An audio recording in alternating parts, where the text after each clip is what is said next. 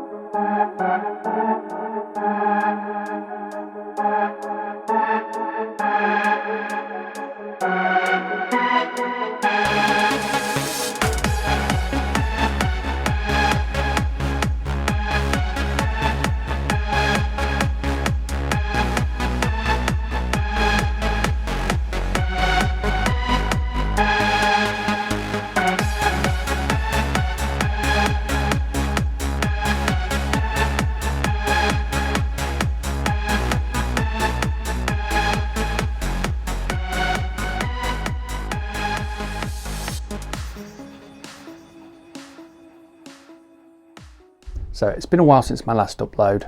I'm still around and I'm still working on this. The Alien Queen. Now I'm going to do this video in 2 parts. I want to keep things rolling on the channel. I want uploads to stay consistent, but I'm still having to work a full-time job. So doing this, doing that it's a challenge. There's more to go on this, and it's going to take a lot of work, probably more work than actually doing this, because I've still got a frame to go on here, and I want there to be smoke and lights. I wanted to do translucent teeth, but it was just going to take me a lot longer to work out. So the teeth are chrome. This mesh is in 2 halves because it was just easier that way to get sort of the symmetry. It's got small, so this plywood that it's on is 10mm thick. I've got 5mm screws going straight through it, holding this mesh on here at the moment. I cut into the mesh with these and then just kind of pulled it away, and then she's held on there with a mixture of araldite resin and some UHU, is that how you call it? A UHU all-purpose adhesive. I put this on there to help hold her on there while the resin's still going off. This sets off quite quick, which is probably what's doing this now, because I only did this part today. The resin's probably still going off underneath that, but let's say it's a 2-part. Oh, hang on. It's part A resin, part B hardener. I've used more hardener than I have resin, just to see if it'll get, see if it'll go off a lot quicker. But yeah, this has been a fun project. I look forward to cracking on with the rest of it. I've got the frame down here out of shot. The frame's all 3D printed as well, all the way around that. That's 60 centimeters by 60 centimeters square. So you can imagine the frame is quite big, and the frame is printed off in 12 pieces. But yeah, more on that in part 2. Blast that like button, subscribe to stay up to date, and I'll catch you next time. Cheers.